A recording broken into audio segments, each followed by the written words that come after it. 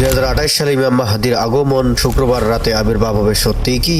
প্রিয় দর্শক, ইমাম মাহদির আত্মপ্রকাশ কবে হবে এই বিষয়টি নিয়ে প্রত্যক্ষ যুগেই চলছে নানা রকম ভবিষ্যৎবাণী। যদিও নির্দিষ্ট সময়টি ছাড়া আর কেউ জানে না, তারপরেও কেবলমাত্র সতর্কতার জন্য ইমাম মাহদির আগমনের কাছাকাছি সময়েও কিছু আলামত নিয়ে আলোচনা করতে চাই। হাদিসের যথার্থ অথবা সঠিক ব্যাখ্যা না জানার কারণে কেউ কেউ মনে করেন কয়েক বছরের মধ্যেই হয়তো ইমাম মাহদির আগমন হবে। আবার কেউ কেউ মনে করেন ইমাম মাহদি আগমনের আরো শত শত বছর পরে হবে। যদিও এই কোনোটাই সঠিক নয়, তবে বর্তমানে ইমাম মাহদির আত্মপ্রকাশের কোনো কোনো আলামত কাকতালীয়ভাবে মিলেও যাচ্ছে, আবার এখনো কিছু আলামত বাস্তবায়িত হয়নি, বাকি রয়েছে।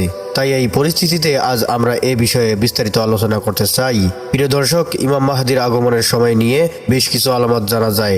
যেমন হযরত আবুল কুবাইব রহমতুল্লাহ আলাইহি হতে বর্ণিত, তিনি বলেন 104 বছর পর মাহদির উপর মানুষ ভিড় করবে। ইমাম লাহিয়া বলেন উক্ত হিসাবটা আজমি তথা অনারবি হিসাবের মতে আরবি হিসাবের মতে নয়। আমরা সবাই জানি তুর্কি খিলাফত আনুষ্ঠানিকভাবে 1924 সালে বিলুপ্ত হয়েছে। সুতরাং 1924 যোগ 104 বছর সমান 2028 সাল, এই হিসাবে ইমাম মাহদির 2028 সালে আবির্ভাব হওয়ার কথা। কারণ একমাত্র তুর্কি খেলাফত হলো আজমি বা অনারবি। এছাড়াও 4 খলিফার খেলাফত বা খেলাফতের রাশিদিন, উমাইয়া খেলাফত, আব্বাসী খেলাফত, ফাতিমিয়া খেলাফত এসবগুলি আরবদের মধ্যে প্রতিষ্ঠিত।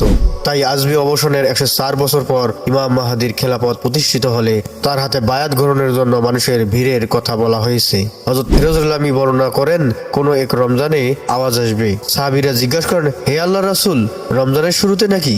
শেষ দিকে নবী সাল্লাল্লাহু আলাইহি সাল্লাম বললেন, না, বরং রমজানের মাঝামাঝি সময়, ঠিক মধ্য রমজানের রাতে, শুক্রবার রাতে আকাশ থেকে এক শব্দ আসবে। সেই শব্দের প্রচন্ডতায় 70,000 মানুষের সঙ্গে সঙ্গে তার বাকরুদ্ধ হারিয়ে ফেলবে। সৌদি আরবের ক্যালেন্ডার অনুযায়ী 15 রমজানে শুক্রবার হয় 1449 হিজরি বা 11 ফেব্রুয়ারি 2028 সালে রমজান মাস শুরু হবে শুক্রবারেই। হযরত আব্দুল্লাহ ইবনে মাউস রাদিয়াল্লাহু তাআলা আনাস সূত্রে বর্ণিত, তিনি বলেন, কোনো এক রমজানে অনেক বড় ভূমিকম্প হবে। সেই বছর শুক্রবার রাতে রমজান মাস শুরু হয়। মধ্যরাত রমজানে ফরজ নামাজের পর আকাশ থেকে বিকট শব্দের আওয়াজ আসবে।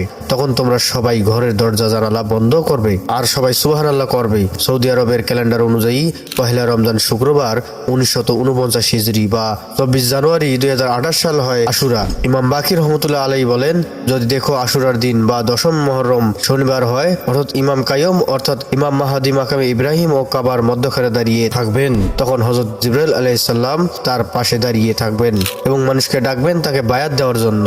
সৌদি আরবের ক্যালেন্ডার অনুযায়ী 10 মুহররম শনিবার 1450 হিজরি বা 3 জুন 2028 সালে হয়।